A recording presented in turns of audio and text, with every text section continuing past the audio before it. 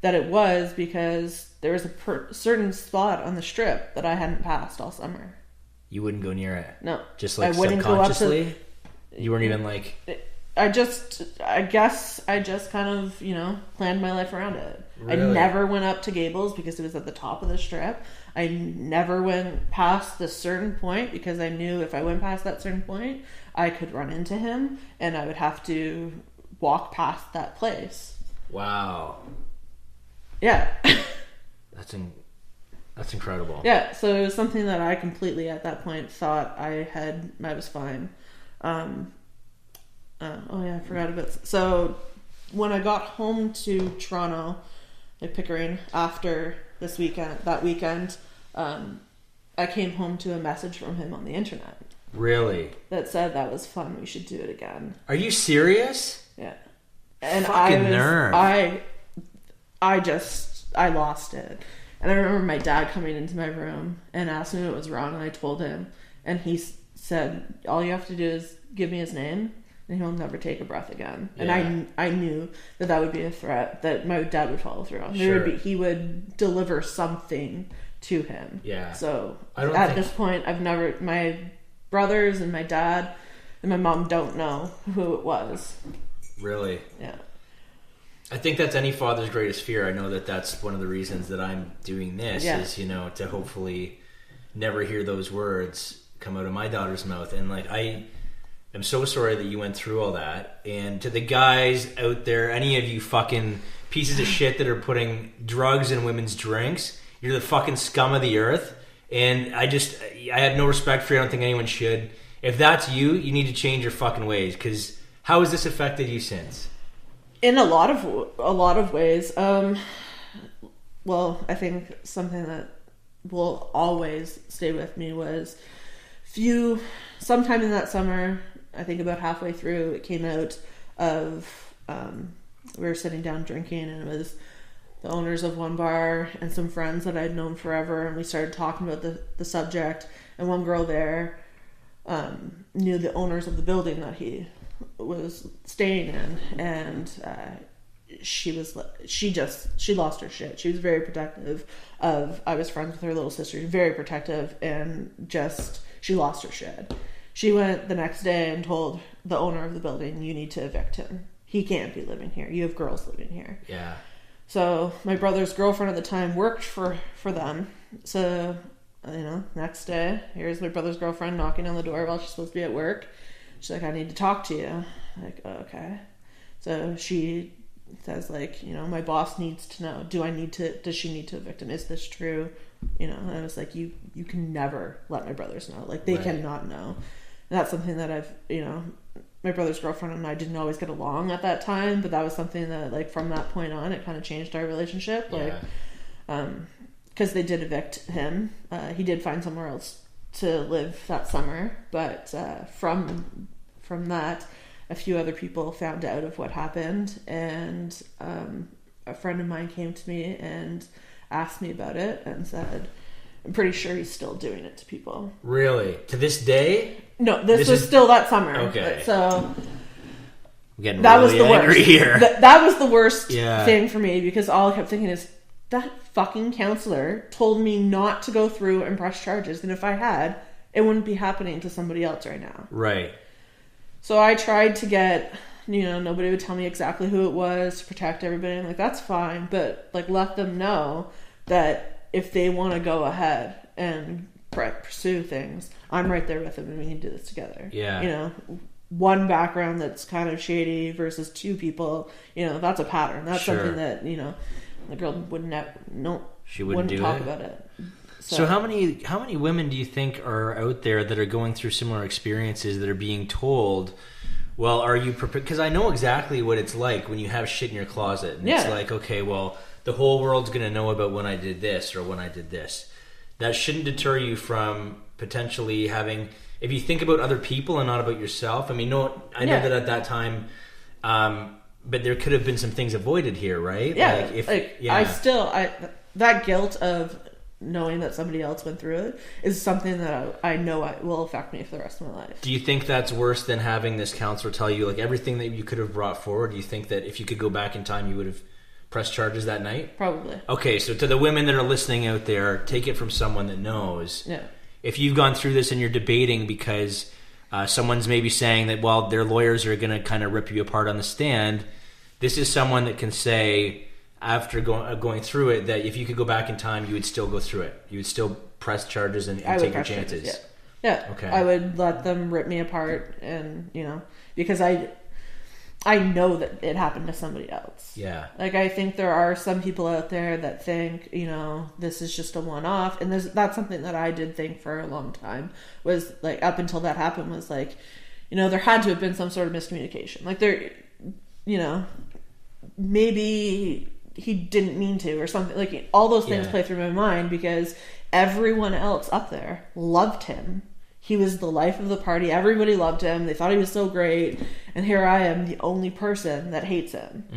And that knows that. I was like, I couldn't put the two people together, that what he did to me and how everybody else looked at him. Right.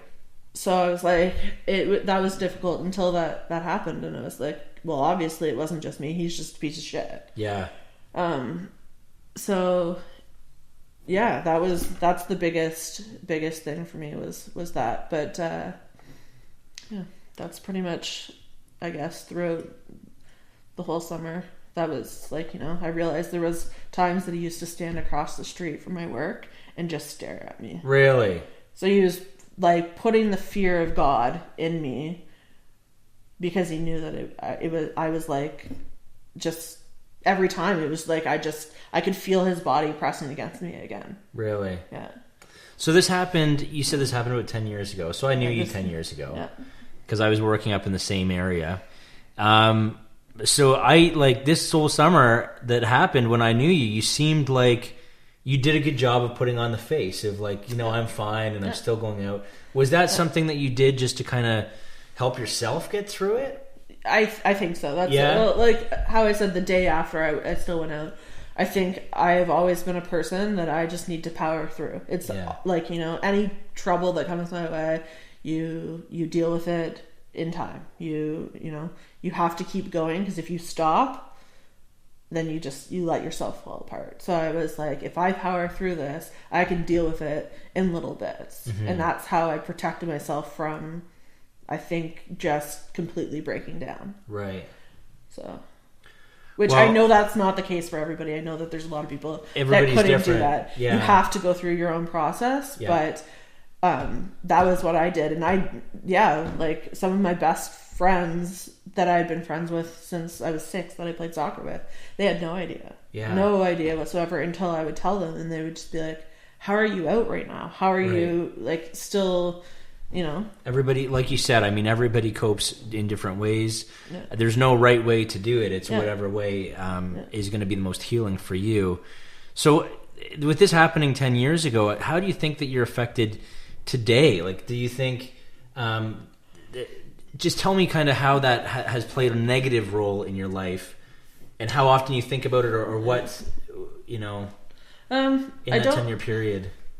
I've gone through different stages, where there's different stages where it's really affected me. And I think I've made really poor relationship choices because of that. Interesting. Like, I think I kind of separated, well, I know I did for a long time. I separated sex and relationship. Really? I had a boyfriend at one point, I don't even know how long ago that was, that I absolutely adored. I was totally... like in love with him, and one of the reasons why we broke up was because I couldn't be intimate with him. The only time I could was when I was shit-faced hammered, and he called me out on it one night, and I couldn't figure out why at that point. But now I know it was like, for me, it was either you're like a relationship or sex. If I had sex with somebody, it wasn't. And it wasn't an attachment thing. Yeah. It wasn't a love thing. No. Do you think that changed ever since? Is that when that changed? Was that night for you? I think so. You think so? Yeah. Wow.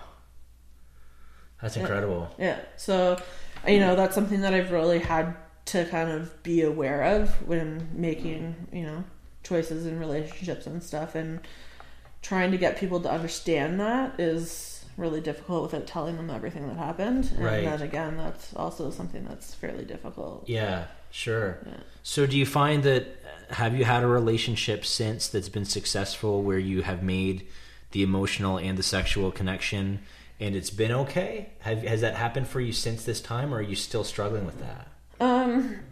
I think I'm still struggling with it a little bit, but my last relationship had so many other issues that kind of clouds that portion of it. But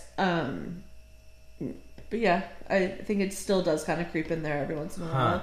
Of like, actually, I know it does because there was somebody else that since my last like long-term boyfriend, I straight up told him either we're having sex or we're having a relationship. If we have sex now, early in the relationship, there won't be a relationship. And he was like, no, like, this is how people do things now. This is how people date, is you start having sex and eventually you date. And I was like, I can't do that. If I start having sex with you, I don't want anything else. Really? Yeah.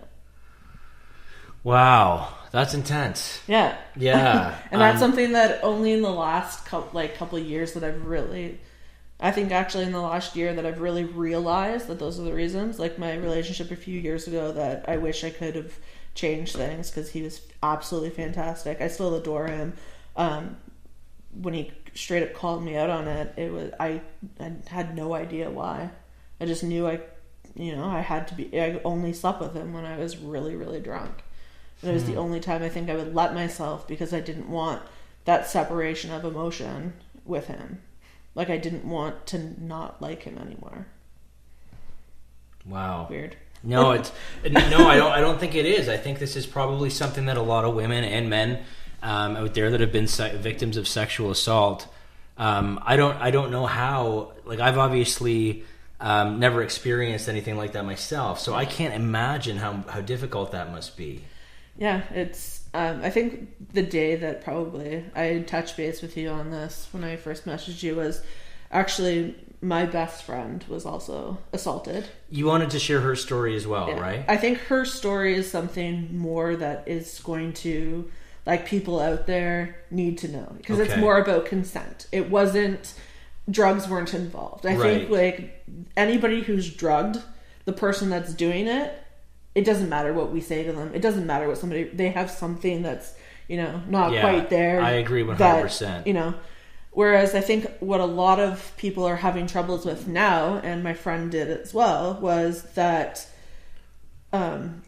you flirt with people, sexting is out there, sending dick pics is a big thing. So you're having all of these pre-relationships that are like flirting with someone.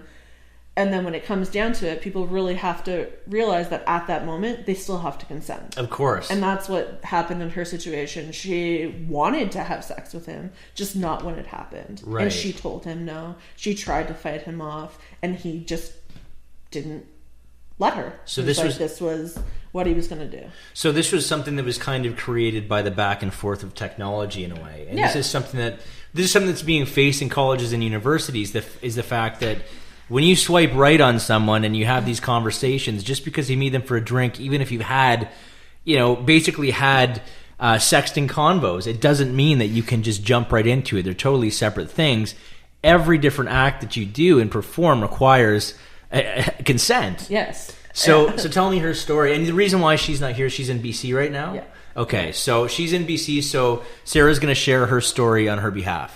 Well, it is pretty simple. It's kind of exactly what I told you. She was, flirting with this guy. He was an athlete, so was it a Tinder date or was it? No, this was a while ago as well. It wasn't quite 10 years ago, but it was. So was it soon texting? After, texting, internet. Back then, there was a lot of like hockey websites where people would pretty much. There was actually a website that would tell you terminology that guys would use in the locker room, and then there's a chat that was set up from there, and that's where a lot of girls had at this time been meeting guys, partying with them, getting drunk, doing dirty things, thinking that the guys were going to like them afterwards, and when they didn't, they cried rape. Wow. So for my friend, knowing that and knowing a lot of the guys, because like I worked for a hockey organization. Both of us grew up in the hockey rink. We knew